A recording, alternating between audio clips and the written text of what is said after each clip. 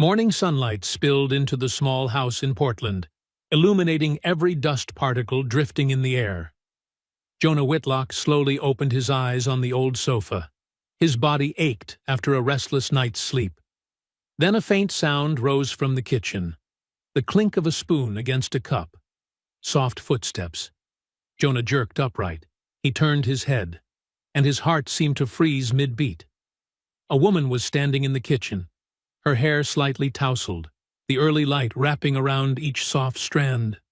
On her body was his white shirt, the very shirt he'd tossed over the chair last night. She was making coffee, her movements calm, as if she had belonged to this kitchen for a long time. She turned around. A thin smile flickered at the corner of her lips. "Do you really not remember anything from last night?" Jonah swallowed hard. His voice was hoarse, uneven.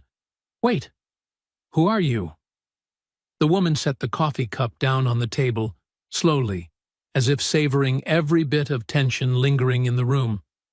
"The woman whose life you saved," she said gently, like a breeze. "And also the owner of the company that currently holds this house." Jonah shot to his feet. The room seemed to spin for a second. His heart pounded hard, every vein throbbing at his temples. From the hallway came a burst of giggles. Tessa, his daughter, peeked her head out of the bedroom door. Her blue eyes sparkled with curiosity. The woman looked at Tessa, then back at Jonah. In her eyes was something both unfamiliar and dangerous, as if she were hiding a secret he hadn't yet touched. "We need to talk, Jonah. If you're wondering how all of this began, remember to hit subscribe so you don't miss what happens next. This story is only beginning to unfold. After all, what does the mysterious woman in Jonah's shirt truly want from him? And what she's about to say, could it change the entire life of the Whitlock father and daughter? Jonah Whitlock, 36 years old, a mechanical engineer who once worked for a major company in Seattle. Now he is just a freelance repairman in Portland, fixing leaking pipes, running electrical wiring for old houses. Any job that pays, he takes. His daughter, Tessa, 7 years old, eyes blue as a summer sky, blonde hair tied high behind her head. She is Jonah's entire universe. Even though life is always a struggle, Jonah still teaches her one thing. "Tessa, we may be poor, but we never give up. Understand?" She nodded. And strangely, Tessa understood life more than most children her age. But that night, that fateful night, began with a storm. Rain poured down on the streets of Portland. Thunder roared across the sky. Jonah drove his old truck home after a 12-hour shift. His shirt was soaked with sweat and engine oil, his hands trembling from exhaustion. The truck swayed on the flooded road. The headlights flickered in the thick curtain of rain. Then he saw it.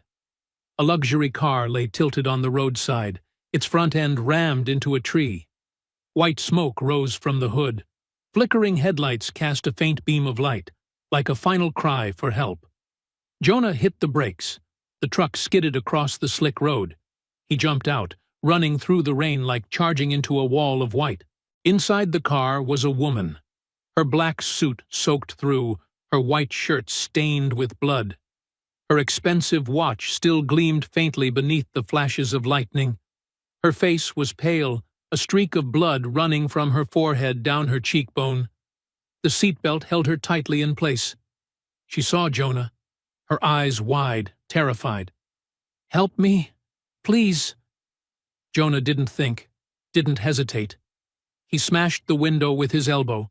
The skin split, blood mixing with rainwater. He grabbed his pocket knife, cut the seatbelt, and pulled her out. Just seconds later, the engine burst into flames. The woman collapsed against his chest, her body trembling violently. "Thank you. I can't breathe." Her breaths were shallow, rapid, full of panic. The hospital was miles away. Half the city was cut off due to flooding. There was no route that would get them there in time. Jonah made a decision within a single heartbeat. My house is nearby. We need to get there now. She nodded weakly. He drove fast, but carefully, his hands still shaking. Through the fog of rain, his small house appeared. A worn wooden home with peeling paint and a crooked fence bracing itself against the storm. Inside, he laid her on the only bed in the house. He pulled a blanket over her and leaned down to check her breathing. She was unconscious, but stable. Jonah grabbed a pillow and headed to the sofa. That would be his place to sleep tonight. Around midnight, Tessa woke up. She quietly stepped into the living room and saw her father sitting upright, his tense eyes fixed on the bedroom door. "Daddy? Who is that woman?" "She's hurt, Tessa. She needs help." "Will she be okay?" "I think so. Go back to sleep." Tessa wrapped her arms tightly around him. "You're the best person in the world." "I'm just doing what I should, sweetheart." A bolt of lightning tore across the sky, a flash of white illuminating the woman's face through the crack of the door. And in that instant, Jonah saw something in her, something indefinable. Strength. Power. A quiet authority that made others hold their breath. This was not an ordinary person. Who was she? Dawn arrived slowly. The storm had retreated, as if it had never existed. Jonah made coffee, hot steam rising in the small kitchen. He leaned into the bedroom to check on the woman once more. She was still sound asleep. He looked around. The expensive suit hung over the chair to dry, the designer handbag placed in the corner, the platinum watch gleaming on the bedside table. This woman had money. A lot of money. But last night, none of that mattered. She had simply been someone who needed help. A sound came. She was waking up. Jonah stepped back, giving her space. He went to the kitchen and began preparing breakfast for Tessa. Then he heard footsteps. He turned around.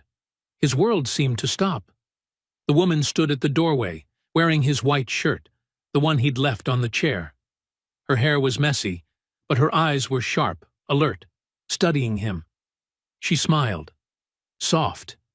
Intentional. "Good morning." Jonah felt his face burn. "You are wearing my shirt. You left me lying in a pile of wet clothes. I found this." Her voice was calm, confident, even slightly amused. "I hope you don't mind?" Tessa came running in, her hair still tousled from sleep. "Who are you?" The woman crouched down to be at Tessa's eye level. "Just someone your dad saved." Jonah stood frozen. This woman, in his shirt, in his kitchen, was acting as if she had belonged here for years. "I can call a taxi for you," Jonah said, his voice tense, awkward. "No need. My driver is waiting outside." "Driver." She poured herself coffee and took a sip. "He's been waiting since 6 this morning." Jonah blinked. "You could have left hours ago." "I wanted to thank you properly." She set the cup down. "And return this." She pointed at the shirt. But she didn't move. She simply smiled. A smile that felt like she was testing how he would react. Tessa burst out laughing. Jonah looked at his daughter. "Tessa, go get ready for school." "But Dad—" "Right now." Tessa pouted, but headed back to her room. The woman watched their exchange. "She's adorable. How old is she?" 7. "You raise her alone?" "That has nothing to do with you." She raised an eyebrow. "That's true." A silence sliced through the air like cold wind. Jonah lowered his head, wiping the table, doing anything to avoid her gaze. Then she opened her handbag and took out a thick, soft leather wallet. She set a stack of cash on the table. $100 bills neatly arranged. At least 2,000. To cover last night. Jonah looked at the money, then at her. "Cover what?" "You saved my life. Gave me a bed, clothes, everything." Jonah's jaw tightened. "I didn't do it for money." She shrugged. "Then consider it laundry money. Your shirt probably needs dry cleaning." Something inside Jonah cracked. He grabbed the money and shoved it back toward her. "Take it. I don't need your money." Her face remained completely calm. Most men would take it. "I'm not most men." She tilted her head, studying him as if examining the structure of a strange machine. "No, you're not." She calmly took the money back, folded it neatly, and slipped it into her bag. "My mistake. I thought I was being generous." "Generous?" Jonah let out a cold, bitter laugh. "You think throwing money around is generosity? You don't know what generosity is? Then explain it to me." Generosity is helping someone because it's the right thing to do, not because of debt, not because of money, just because they need it. She stood still. For the first time, a flicker of confusion crossed her usually composed face. "I understand," she said softly. "Do you, really?" Jonah turned away. "Because from what I've seen, you just tried to turn a kind act into a transaction." The air between them grew as heavy as stone. Finally, her voice lowered. "You're right. I'm sorry." Jonah didn't look at her. She walked to the door, paused, and glanced back. "What's your name?" "Jonah. Jonah Whitlock." "Jonah Whitlock." She repeated it slowly. "I won't forget." Then she left. The door closed gently behind her. Tessa peeked out with her backpack on. "Is that Daddy's girlfriend?" "No, sweetheart. She's complicated." "I think she likes you." Jonah laughed. "Oh, yeah? Why?" "Because she looked at you the way you look at pancakes." Jonah threw his head back, laughing. "Like I want to eat her? Like she makes you happy." Jonah scooped his daughter into his arms, lifting her up and spinning her once. "You're too smart for your own good." That afternoon, Jonah picked Tessa up from school. They stopped at a small grocery store. He counted the money carefully. Enough to buy rice, eggs, vegetables, maybe a small treat for Tessa if he calculated well. At home, he turned on the TV while cooking. Then he heard it. Breaking news. CEO Aubrey Hawthorne, who survived a car accident last night, returned to work today. Sources say a local resident pulled her from a burning vehicle just in time. Jonah froze. He stared at the screen. It was her, the woman from that morning, now appearing with a commanding presence in a sharp business suit, standing in front of an imposing headquarters building. Behind her was the large logo, Hawthorne Industries. The reporter continued. Ms. Hawthorne declined to name her rescuer, but she did say this. The screen shifted to Aubrey. Microphones pointed at her, flashes firing nonstop. He was kind, humble, and refused to take any money. That is the kind of dignity that cannot be bought. Jonah stood there, wooden spoon in hand, mouth hanging open. Tessa tugged lightly on his sleeve. "Daddy, that's the woman from this morning." "Yeah, sweetie, it is. She's famous. Looks like it. Why didn't you tell me?" "I didn't know either." Tessa's eyes widened. "Dad saved a CEO. That's so cool." Jonah turned off the TV and went back to cooking, but his head was spinning. Aubrey Hawthorne, one of the wealthiest women in Oregon. Known for buying companies, building an empire, crushing competitors. Tessa climbed onto the chair by the counter. "Do you think she'll come back?" "I don't think so, sweetheart." Then he sighed. "But I also hope she does." "I like her," Tessa said matter-of-factly. Jonah patted his daughter's head. Her soft blonde hair fell over his hand. "You like everyone." "Not everyone," Tessa shook her head. "Only the good ones. And she seems good, even though she looks very fancy." Jonah gave a faint smile.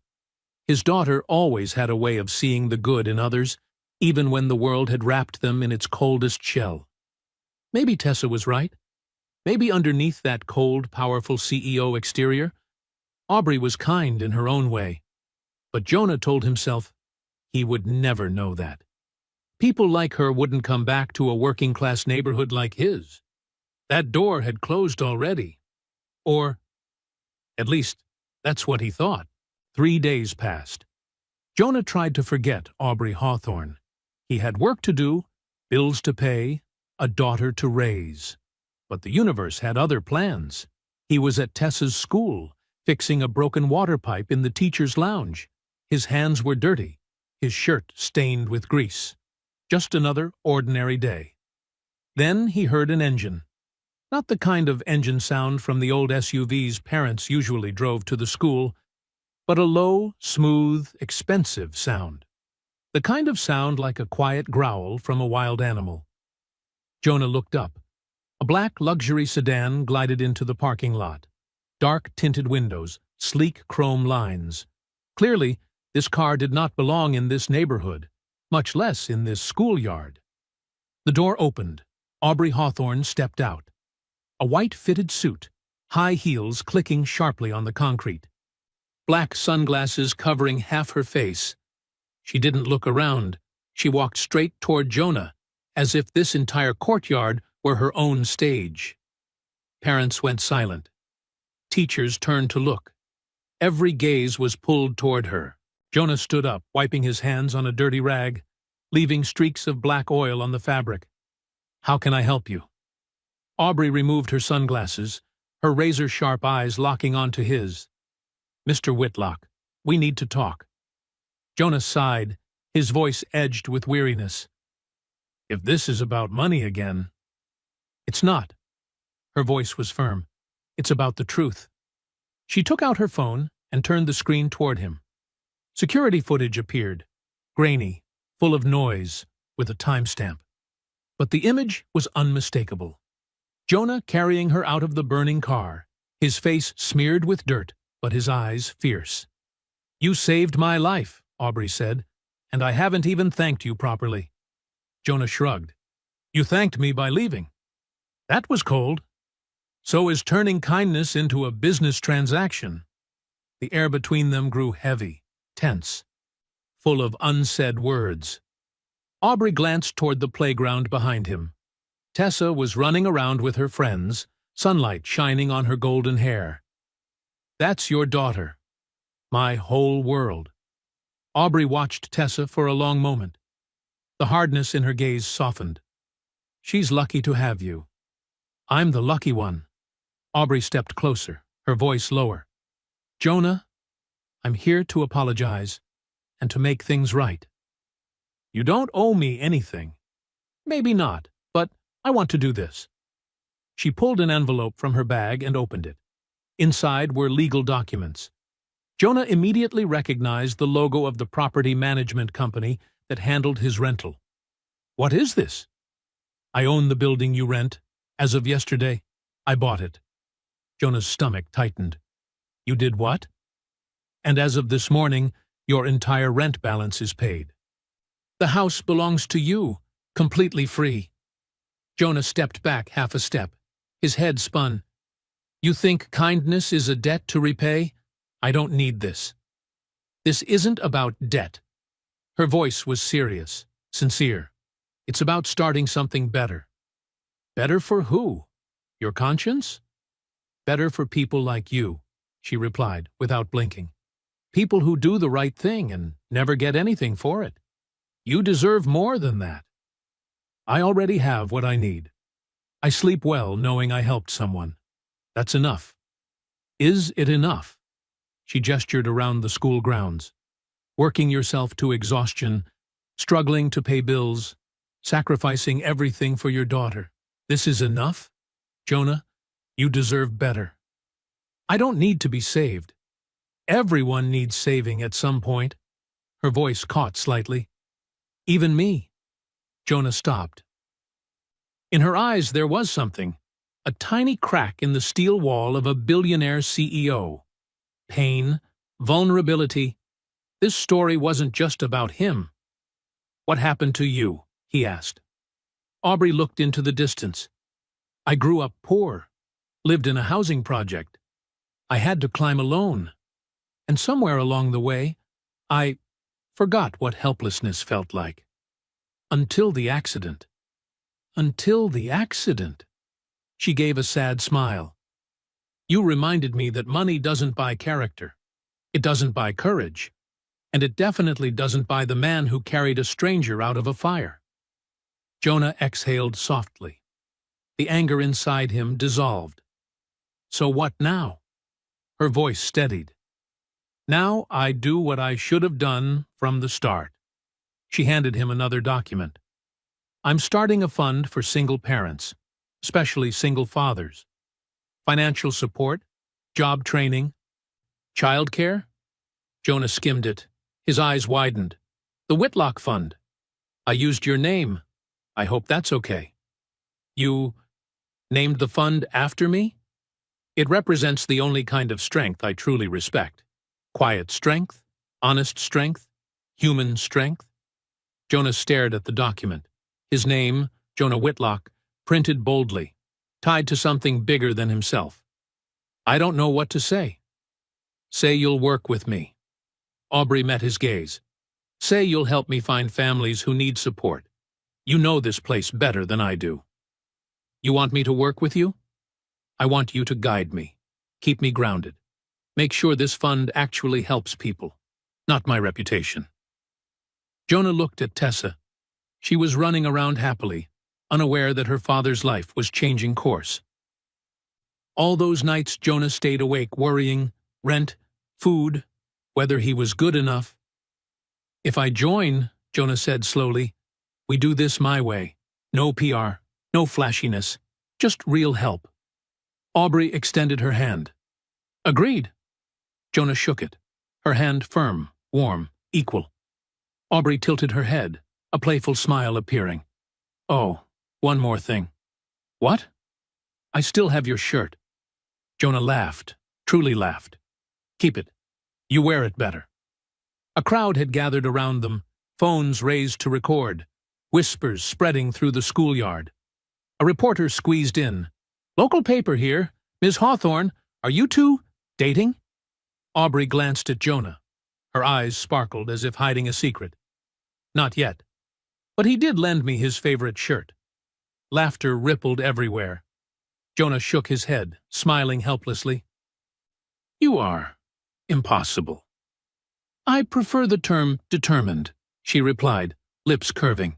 Tessa ran over, panting. Dad, that's the lady from TV. That's right, sweetheart. Tessa looked at Aubrey, her expression unusually serious. Are you going to help my dad? Aubrey crouched to eye level, her voice soft. I'll do my very best. Do you agree?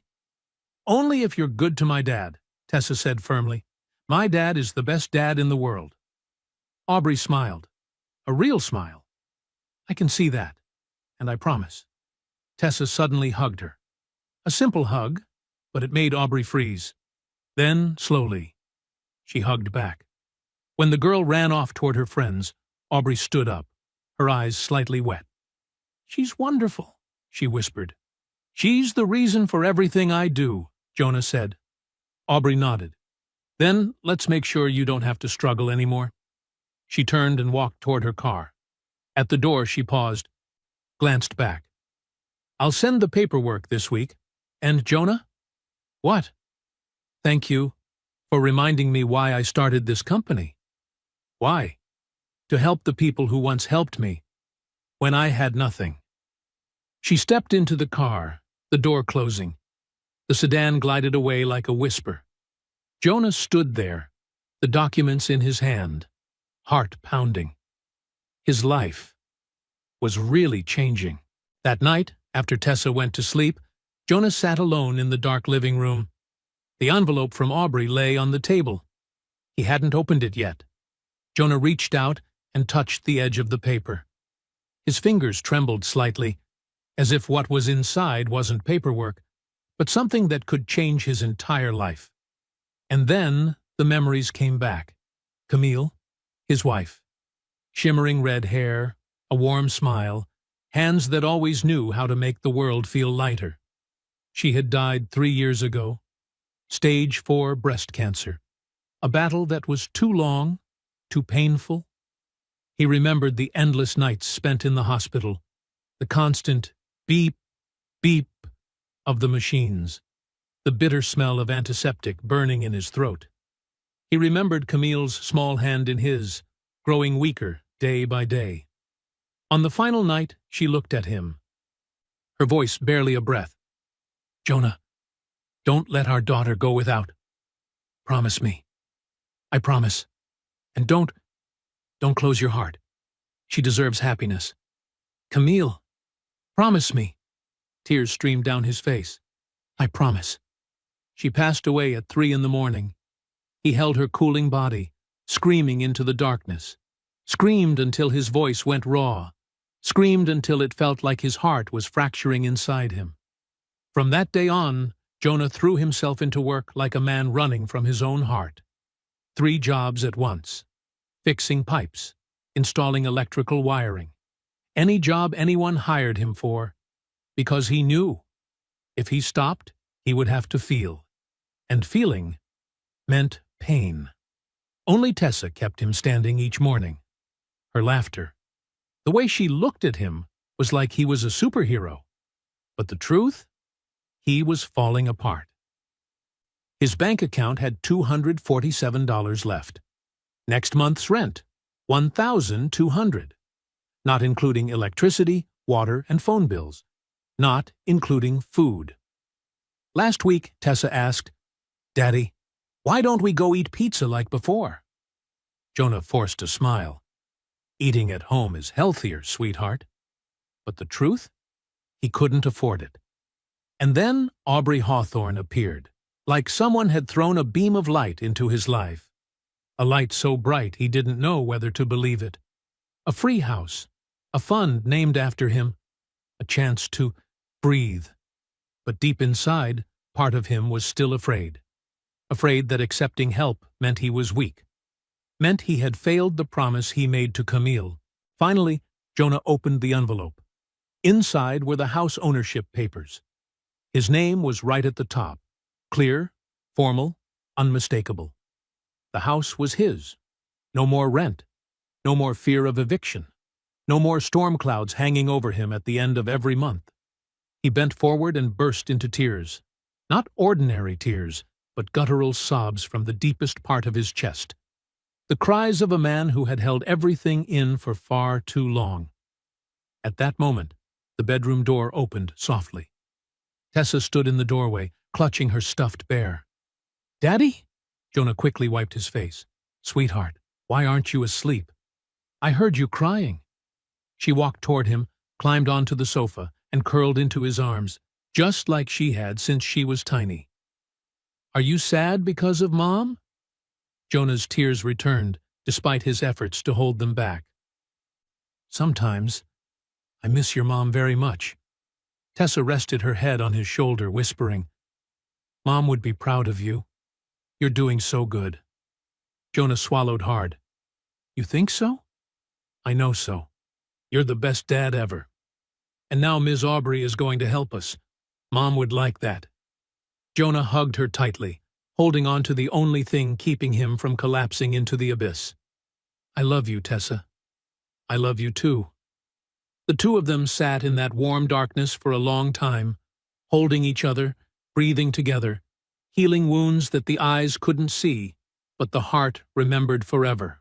Meanwhile, in the highest penthouse in downtown Portland, Aubrey Hawthorne stood silently before the wide glass window. The city beneath her glowed like a galaxy, beautiful, magnificent, and cold to the point of cruelty. She held a glass of red wine in her hand, but didn't drink a single drop. On the table, Jonah's white shirt was neatly folded, clean. She had washed it herself, dried it, and kept it. Not because she forgot, but because she didn't want to return it. Aubrey lifted the shirt close to her face, the scent of cheap soap, the smell of hand-washing from real homes, real families. A single tear fell, sudden, without warning. For a moment, she was 12 again. Foster home number 7. Dinner was dry bread and water. She was so hungry that she stole an apple from the fridge.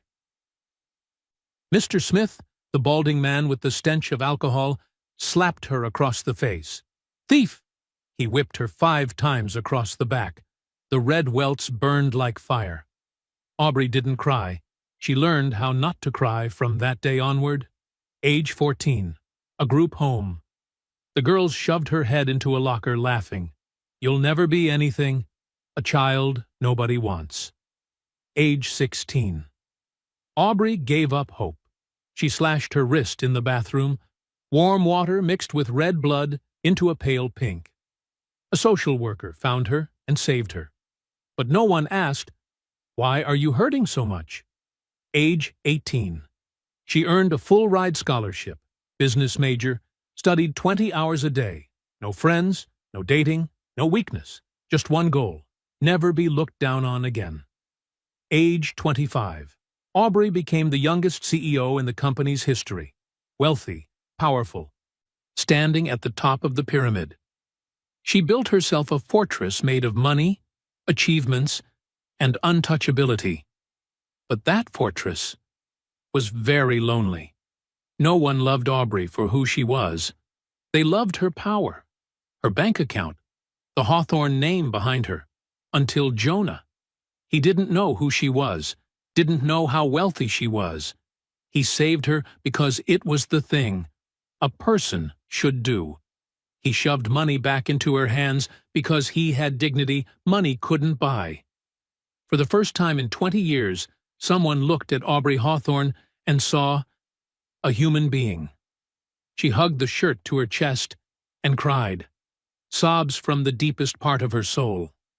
Painful, but the kind of pain that made her heart come alive again. Her phone vibrated, a message from her stepmother, Vivian Hawthorne. "I heard about your hero." "Don't be foolish, Aubrey. Men like that only want your money. You're embarrassing the family." Aubrey stared at the venomous words, not angry, just tired. She deleted the message, then blocked the number. Vivian was not someone she needed. She never had. Right now, Aubrey thought only of Jonah, of Tessa, of that feeling of belonging, the feeling she had never experienced anywhere, with anyone. For the first time in her life, Aubrey Hawthorne realized she no longer wanted to return to that lonely fortress at the top. She wanted to move toward the small, worn house where that man lived, and where little Tessa smiled at her as if she had belonged there for a very, very long time. 1 month later, the Portland Convention Center glowed under bright lights. Press crowded the hallways. Cameras, reporters, and influencers stood in long rows. Today was the launch day of the Whitlock Fund. Jonah stood backstage, looking impossibly out of place in a suit. The tie tightened uncomfortably around his neck, his shoes polished so much that he could see his reflection in them. Everything made him want to step outside just to breathe. Tessa sat beside him, pretty in her dress, hair braided neatly, her legs swinging with excitement. "Daddy, are you famous now?" Jonah chuckled softly. "No, sweetheart, I'm just standing here." "But they named the fund after you." "That doesn't mean I'm famous. It just means I'm a little luckier." A production assistant rushed toward him, looking stressed. "Mr. Whitlock, you're on stage in 5 minutes." Jonah froze. "I thought I was just attending?" "Ms. Hawthorne wants you to speak. She didn't tell you?" Jonah inhaled sharply. "No, she definitely didn't." Tessa covered her mouth, giggling. "Dad's gonna be on TV." "Thank you for the perfectly timed announcement." The auditorium lights dimmed, music rose, the room fell silent. Aubrey stepped onto the stage, confident, sharp as ever, but her eyes tonight were softer than usual. With just a small nod, she took command of the packed room. "Good evening. Thank you all for being here." Her voice rang clear and strong. "Tonight, we launch something special, something deeply personal to me, the Whitlock Fund." Applause thundered through the hall. Camera flashes erupted. "This fund exists because of one man, a man who saved my life without asking for anything, a man who reminded me that true strength isn't measured by money, but by dignity." She turned toward the wings, her gaze landing directly on Jonah. Jonah Whitlock, please join me on stage." His heart stopped for a beat. Tessa nudged him forward. "Go, Dad!" Jonah stepped out, his knees nearly buckling. Stage lights blazing so bright he felt like the entire world was watching his every step. The crowd rose to their feet, clapping thunderously. Aubrey handed him the microphone, whispering, "Say something." He looked at her as if to say, "You're really throwing me into this? You didn't warn me. I wanted it to be real." She smiled slightly. "Speak from the heart." Jonah turned to face the audience. Hundreds of faces, hundreds of expectant eyes were waiting for him to speak. "I'm not good at speeches," he began, his voice hoarse and slightly shaky. "I'm just a repairman. I fix pipes, change light bulbs. That's what I do every day." He paused, took a deep breath, and continued with a steadier tone. "But being a single father has taught me one thing. You don't need money to be rich. You need people who believe in you. You need moments that remind you why you have to keep going." He glanced toward Aubrey, his eyes softening. "That stormy night, I didn't save Aubrey to be recognized. I saved her because it was the right thing to do. But somehow, that moment changed everything." He turned back to the audience. "She could have forgotten me, gone back to her busy life. But she didn't. She came back. She listened. She genuinely cared. That," he paused, "is rare." The entire room was silent, hanging on every word. "The Whitlock Fund isn't about me.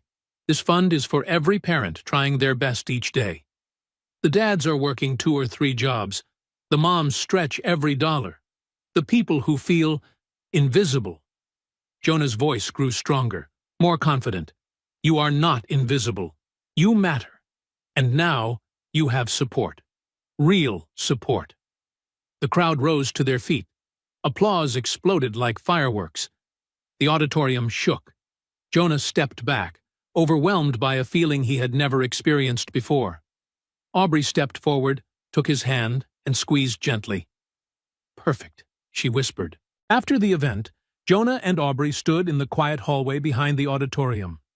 The warm yellow lights reflected on the tiled floor, creating a strangely gentle atmosphere after all the noise. Nearby in the lobby, Tessa was fast asleep on a long sofa, her head resting on her tiny stuffed bear. Aubrey opened her bag and took out a small, elegant box. "I have something for you," she said, her voice soft but firm. Jonah shook his head. "You've given me enough." "Just open it." He lifted the lid. Inside was a pen engraved with the words, "For the man who doesn't sell kindness." Jonah felt his throat tighten. "You didn't have to do this." "I know." Aubrey stepped closer, close enough that only a breath separated them. "But I wanted to, because you deserve it." Her gaze softened. "You changed my life, Jonah." He gave a small, genuine smile. "You changed mine, too." They stood facing each other, close enough that one small step would bring them into contact. The air between them felt electric, tense and warm at the same time. Aubrey leaned in slightly and whispered, "I still have your shirt." "I know," he replied, the corner of his mouth lifting. "I saw you wearing it in that article last week." She let out a soft laugh, the gentlest sound he had ever heard from her. "It's my favorite shirt now." "Mine too," Jonah teased, "even though you're the one wearing it. Especially because I'm the one wearing it." Her smile this time was truly warm, free of the familiar guardedness of a powerful CEO. "You're full of surprises, Jonah." He looked into her eyes. "So are you, Aubrey." Behind them came a clear throat-clearing sound. The event photographer. "Sorry. May I get a photo for the website?" They stood side by side, professional, composed, but their hands brushed lightly at the hem of her jacket. Neither pulled away. Flash. The moment was captured. A moment neither of them expected. A moment that marked the beginning of something real, warm, and very possibly destined. 1 year passed gently, like a dream. Jonah stood inside his small repair shop. The sign hanging at the door read clearly, Whitlock Mechanics, in partnership with the Whitlock Fund. He wiped the grease from his hands with an old rag. This was his shop, small, simple, but tidy and warm. Every corner was the result of years of relentless hard work. The doorbell chimed. Aubrey walked in. She wore the white shirt, his shirt, paired with jeans, and her hair falling softly around her shoulders. She looked both relaxed and so stunning that he momentarily lost his words. "Still fits," she said, a faint smile on her lips. Jonah chuckled. "You still enjoy stealing my clothes." "Borrowing," she corrected, her eyes glimmering with playfulness. "Right, of course." Aubrey walked around the shop, gently touching the toolkit, the drill, and each item he kept with such care. "This place is perfect," she said with certainty. "It's small, but it's honest, like you." At that moment, Tessa ran in from the back door, her 2 braids bouncing with each step. "Aubrey, I got the STEM scholarship. Full ride?" Aubrey's face lit up. "You're amazing. I'm so proud of you." Tessa hugged her tightly. Jonah watched them, his daughter, the woman in front of him. A feeling of family settled deep in his chest, warm in a way that was hard to describe. Tessa ran back to finish her homework. The shop grew quiet again. Aubrey turned back to Jonah, not with the look of a powerful CEO, but with the gaze of a woman carrying her whole heart in her hands. "I have something for you," she said. Jonah raised a brow. "Another gift?" "Open it tomorrow," she said softly. "Promise?" She handed him a cream-colored envelope, sealed carefully. "What's inside?" Jonah asked, his heartbeat beginning to quicken. "A question I'm afraid to ask." "Afraid?" His voice softened. "Terrified." She gave a fragile smile, then gently brushed her fingers against his cheek.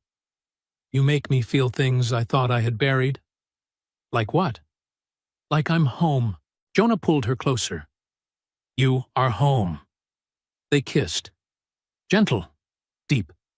A year of friendship blooming into love. She stepped back, smiling. "Open it tomorrow." "Why not now?"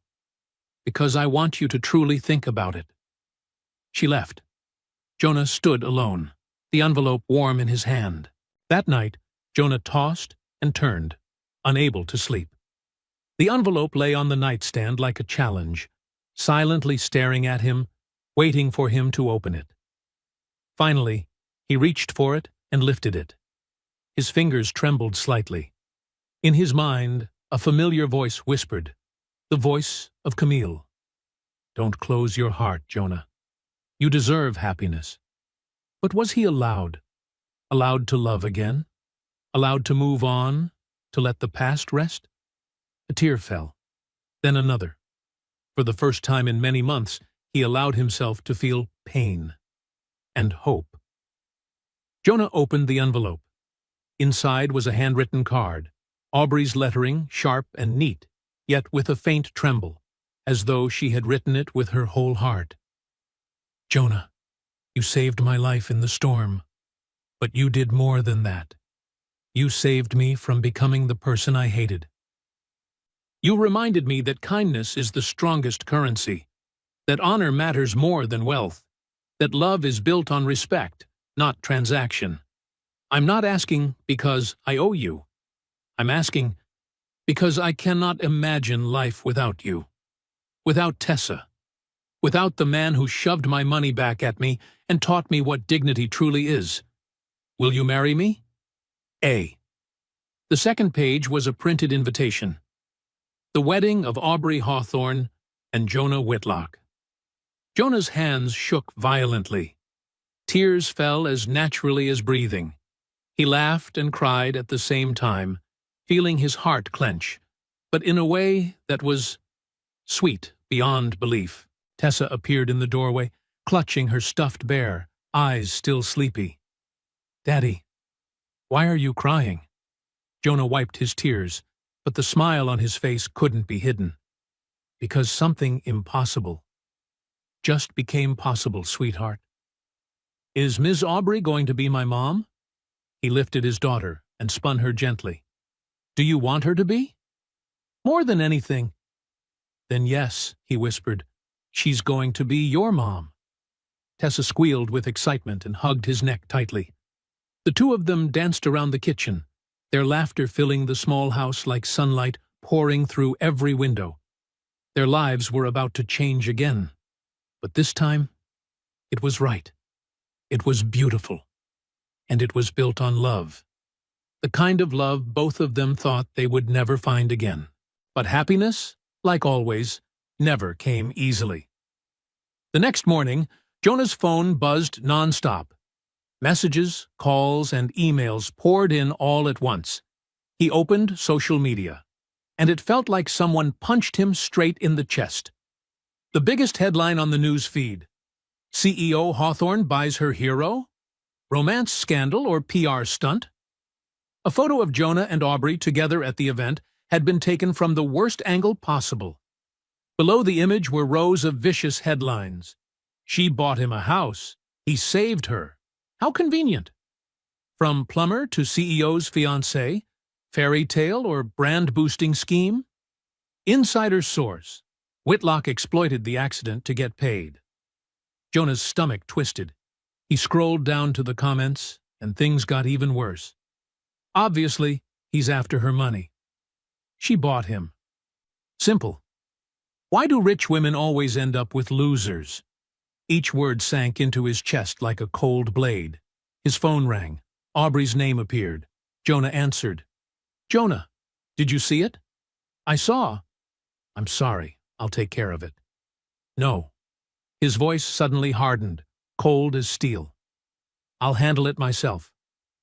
He hung up before she could say anything else. At school, things were even worse. Tessa ran home in tears, her face red from humiliation. They said Daddy is a freeloader. Said Miss Aubrey paid you to... She choked. Each word came out like it was being carved from her throat. Jonah pulled her close to his chest. His body trembled slightly with anger and helplessness. Don't listen to them, sweetheart. I didn't sell my soul. But that night, after Tessa fell asleep, Jonah lay awake in the dark. A storm of doubt tore through him, ripping at the seams of his heart. Was he living off someone's pity? Was he taking advantage of her without realizing it? Would Camille be disappointed in him? Those questions pressed on his chest like a stone. For the first time since meeting Aubrey, Jonah felt like he might lose everything. The next day, Aubrey called. Jonah, I need you to come to my place, tonight. Why? My family wants to meet you. Jonah's heart sank. Aubrey, please. For me, the Hawthorne estate. It was so large it looked more like a five-star hotel than a private home. Tall iron gates, a lawn as big as a golf course, house staff moving with the precision of a trained unit. Jonah stood at the door in the only suit he owned. In that moment, he felt like someone who had been placed in the wrong world entirely. Aubrey opened the door for him, a sharp black suit, her hair in a neat bun, the familiar cold CEO expression on her face, but her eyes full of fear. Inside, the dining room was so long that voices echoed back. The table could seat 20 people. At the head sat Vivian Hawthorne, Aubrey's stepmother, 60 years old, perfectly silver hair, diamonds glittering on her neck and wrists, her gaze so cold it could freeze the room itself. Beside her was Derek Hawthorne, the half-brother, 40, an Armani suit, a plastic smile glued to his face. The moment Jonah stepped inside, they looked at him as if he were a stain on the marble floor. Sit down, Mr. Whitlock. Vivian's voice was sharp as a blade. Jonah sat. Aubrey sat beside him, her hand gripping his tightly under the table as if to steady herself. And him. Vivian took a sip of champagne and set her glass down. So, you're the hero. I just did what anyone should do. Right. And now you have a free house, a foundation named after you, and you're about to marry the richest woman in Oregon. She let out a mocking laugh. Very convenient. Mother, Aubrey warned. Be quiet, Aubrey. I'm talking. Vivian leaned toward Jonah. What do you want? Money? I can write a check right now. How much for you to disappear from her life? Jonah stood up. I don't want your money. Everyone has a price. Not me. Derek chuckled. Oh, he plays the role well. The noble man. Jonah turned to him. I'm not acting. Sure. It's just a coincidence you saved my sister right when she needed someone to touch her feelings, right? Derek, that's enough. Aubrey shot up from her seat. No. Vivian slammed her champagne glass onto the table. You need to wake up, Aubrey. Marrying a plumber? You're disgracing the Hawthorne name. Jonah turned to head for the door. But then he heard Aubrey's voice, calm, cold as steel. Mother is right. Jonah froze. Aubrey took a breath, then continued. Jonah has no money, no status, no power. His heart cracked. But she wasn't finished. But he has something no one in this family has. Dignity, honor, and the ability to love me as a human being, not my bank account. The room fell dead silent. Aubrey walked up to her stepmother. You want the truth? Jonah is the only man who has ever looked at me and seen my real worth. Not the CEO, not the billionaire. Aubrey. A person. Her voice trembled, but her resolve held firm. For the first time in my life, I feel enough. Not because of what I own, but because of who I am. She turned to Jonah. And if Mother cannot accept that, then I'll leave this family, because I chose him. And I will always choose him. Silence. Vivian stared at her daughter like she were a stranger. So, you're serious? More serious than ever. Vivian shot to her feet. Then you're a fool. She stormed out. Derek gave her one last contemptuous look. You'll regret this, Aubrey. The door slammed shut, shaking the walls. Aubrey collapsed onto a chair, her whole body trembling. Jonah immediately knelt beside her. You didn't have to do that, he whispered. Yes, I did. She looked at him, eyes red. They don't define me. You do.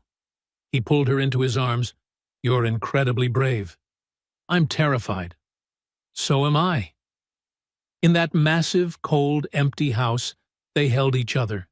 Just the two of them. And for them, that was enough. The following week, everything got worse. The press kept tearing them apart without mercy. Hawthorne abandons her family for a plumber. A love soaked in PR? Did she save him, or did he save her wallet? The company's stock dropped. The board of directors held an emergency meeting. Aubrey worked nearly 20 hours a day just to keep her entire empire from collapsing. And Jonah? He only saw himself as a burden. That night, heavy rain, just like the night they met. Jonah quietly packed clothes, tools, a few of Tessa's toys. Tessa ran in, eyes wide with fear. Dad, what are you doing? We're leaving, sweetheart. Leaving where? Somewhere else, starting over. What about Aubrey? Jonah couldn't bring himself to look at his daughter. She will be better off without us. Tessa froze. Then her voice trembled. I don't believe you. For the first time in her life, she yelled at him. You're giving up, just like you gave up on Mom. Jonah went still, like someone had stabbed him in the chest. Mom died because she was sick, not because of me, Tessa sobbed. But Mom told me before she died. She said, don't let Daddy close his heart. There are still good things in life. Tears streamed down her cheeks. Aubrey, is that a good thing? Dad, and you're closing your heart. Jonah dropped to his knees, pulling his daughter into a tight embrace. Both of them cried until it hurt. You're right, he whispered. I'm so sorry. Tessa hugged him even tighter. Then don't go. Fight for her. Like a real hero. Jonah kissed her forehead. I promise. Past midnight. Jonah drove to Aubrey's penthouse. He knocked. No answer. He used the spare key she had given him last month. Inside was dark. Cold. Aubrey sat on the floor, back against the wall, eyes red and swollen. Mascara streaked down her cheeks. Aubrey? She looked up, voice cracked. What are you doing here? Returning to the house. No. Jonah sat beside her. I came to apologize. Apologize for what? For planning to leave you. Fresh tears slid down her face. I knew it. Everyone leaves. You don't understand. I do, she screamed, completely losing control for the first time. Everyone I ever loved left me. My biological parents dumped me into the system. My foster families beat me. My stepmother only wants my inheritance. And now you, the only person who ever made me feel loved. Her voice broke. Aubrey collapsed, burying her face in Jonah's shoulder, sobbing like she had held it in her whole life. Jonah held her so tightly, it was as if he could shield her from every pain she carried.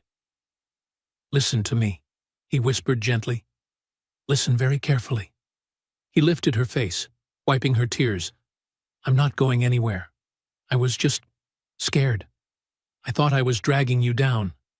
But my daughter reminded me of what Camille said before she died. Aubrey whispered, What did she say? Don't close your heart. Life still has so many good things. Jonah smiled through his own tears. And you are that good thing, Aubrey. You're the reason I believe I can love again. Aubrey exhaled shakily, her trembling hand gripping his. Are you sure? Because I can't lose you. You won't lose me. Not ever. They kissed. Deep. Desperate. But healing. When they pulled apart, Aubrey whispered, I still need an answer. An answer? The letter I wrote. Jonah laughed softly, like breathing. Yes. She blinked. Yes? 1,000,000 times yes. I'll marry you, Aubrey. Aubrey burst into tears again, but this time they were tears of joy. I love you. I love you too. They sat leaning into each other on the floor, under the faint glow of the city lights, until dawn broke.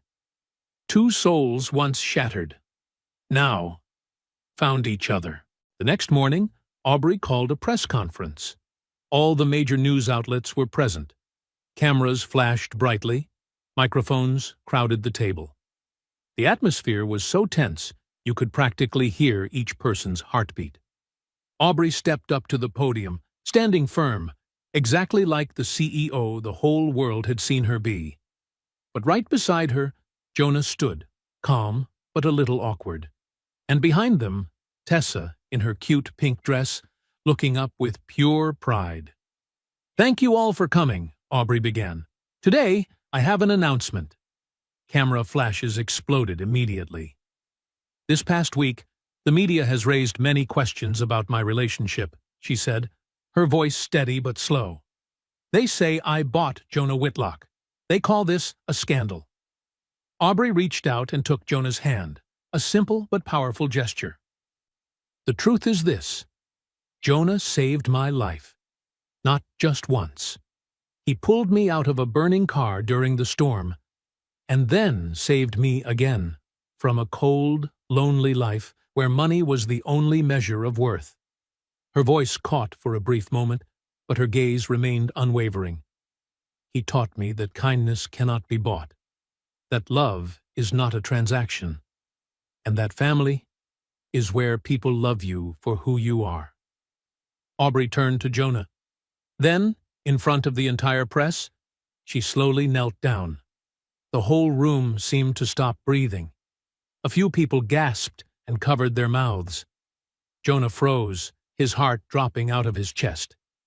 Jonah Whitlock, Aubrey said, her voice trembling slightly but full of certainty. You made me believe in love. You made me believe I deserved to be loved. So, Will you marry me? Jonah let out a laugh choked with tears.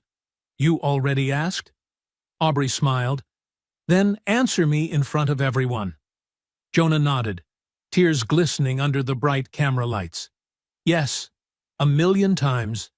Yes. Aubrey stood. Jonah pulled her into his arms and they kissed. A kiss that spoke all the words they had never dared to say. The crowd erupted into applause. Microphones shook with reporters shouting, "What about your family? They disapprove. What do you say about that?" Aubrey turned back, her gaze sharp but serene. My family, she said firmly, is Jonah and Tessa. The rest is just blood relations. Do you regret it? Another reporter asked. Aubrey smiled, soft but resolute. Never. A small chapel, warm, intimate. Only the people who truly mattered. No extravagance, no fireworks, no red carpet. Just exactly them. Simple, sincere, and complete. Tessa stood in the center in a pure white dress, her braided hair adorned with tiny flowers. Her little hands rested in the hands of Jonah and Aubrey, as if she herself were the thread binding the three of them together. Judge Merrick, 65 years old, gentle, with a kind, benevolent face, smiled as he looked at them. Do you, Jonah, take Aubrey? Yes, Jonah answered immediately, not waiting for him to finish. You don't need to hear the rest. I do. The whole chapel burst into laughter. Aubrey looked at him, both moved and excited. I've waited long enough for this moment. Judge Merrick shook his head, chuckling. All right, Aubrey, do you? Yes, forever. Aubrey replied without a single hesitation. Then by the power vested in me. But he didn't even get to finish before they kissed. An early, slightly awkward kiss, but so beautiful it made hearts ache. No one complained, no one stopped them, because clearly they had waited for this for a very long time. At the small reception afterwards, Jonah handed Aubrey a wooden box. What is this? She asked. A key. A key to what? My truck. The truck from that night. I restored it myself. And now it's yours. Aubrey looked down at the old key, the very thing she thought Jonah had thrown away long ago. Tears fell instantly. You kept it? Her voice trembled. Jonah smiled. Some things are worth keeping, like us. She placed her hand on his chest. Especially us. They danced. Aubrey rested her head on Jonah's shoulder. Tessa ran over and hugged both their waists, and the three of them swayed together to the soft music filling the room. Aubrey whispered, Sometimes kindness saves one life. Jonah replied, voice deep and warm. Sometimes it saves two. Tessa chimed in, her laughter ringing bright. Sometimes three. They held each other as the sun set, warm orange light washing over the three of them like the universe's blessing. 5 years passed like a long dream. Jonah now ran the Whitlock Mechanics chain with 5 branches across Oregon. Each shop hired single parents, people who needed a second chance to stand back up. Aubrey resigned as CEO, dedicating all her time to operating the Whitlock Foundation. The foundation now supported more than 5,000 families each year. Tessa, 12 years old, stood on stage receiving a National Science Award. In her speech, her voice rang with confidence, far more mature than her age. I learned from my dad that dignity has no price. I learned from Mom Aubrey that courage is knowing you're vulnerable, but choosing to fight anyway. The entire hall erupted in thunderous applause. After the ceremony, the three of them sat inside the old truck. The truck Jonah had carefully restored, still carrying the soul of that stormy night years ago. Tessa asked curiously, Why don't we buy a new car, Dad? Jonah laughed, patting the steering wheel. Because this one has memories, sweetheart. Aubrey placed her hand gently over his. That's right. The night you saved me. This was the truck that took me home. Tessa tilted her head. Home? You mean Grandma's house? Aubrey looked at Jonah, her eyes warm and glistening. "No, honey. Home, as in where your dad is, where I first felt accepted." They drove through Portland under the sunset. The city sparkled, as if blessing everything they had been through. Jonah asked, half teasing, half serious, "Do you regret it? Leaving an entire empire for me?" Aubrey laughed. "Are you kidding? I have everything. You, Tessa, a family. But you used to have an empire. An empire that was cold. This family is what's warm." From the back seat, Tessa chimed in, "You two are so sweet, it's ridiculous." They burst into laughter. The truck stopped at the park, the same place where, during the hardest days, Jonah could only bring Tessa because he couldn't afford anything else. The three of them sat down on the grass. Tessa chased butterflies, her laughter floating through the breeze. Aubrey rested her head on Jonah's shoulder. "Can you believe it? How did everything begin?" "From a storm. From an accident. I thought I was just helping a stranger on the road. But you saved me. You saved me too. From a life of surviving, not living." Aubrey lifted his face and kissed him softly. "We saved each other." Tessa ran back, holding a bunch of wildflowers. "For Mom." Aubrey accepted them, eyes turning misty. "Thank you, Angel. I love you, Mom. I love you too." The three of them lay on the grass, watching the clouds drift slowly. The wind carried the scent of a peace they had fought hard to earn. Jonah said quietly, "Camille would have loved you." Aubrey blinked. "You really think so?" "Absolutely. She always wanted Tessa to have a mother who loved her." Aubrey swallowed a lump in her throat. "I'm trying my best." "You're doing an amazing job." Tessa hugged them from behind, her voice bright as sunlight. "You know what? I'm the luckiest kid in the world." "Why do you say that?" Jonah asked. "Because I have two moms who love me. One mom in heaven, and one mom who's hugging me right now." Aubrey couldn't hold back. She pulled Tessa into a tight embrace. "You're too smart for your own good, little Tessa." They sat there, wrapped in each other's arms, as the first star appeared in the sky.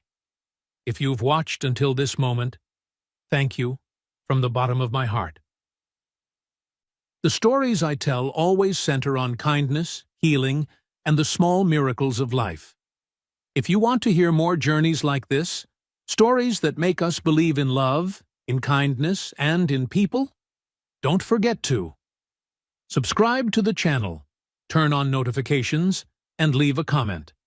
Which part of today's story touched you the most? See you in the next story. Thank you for being here.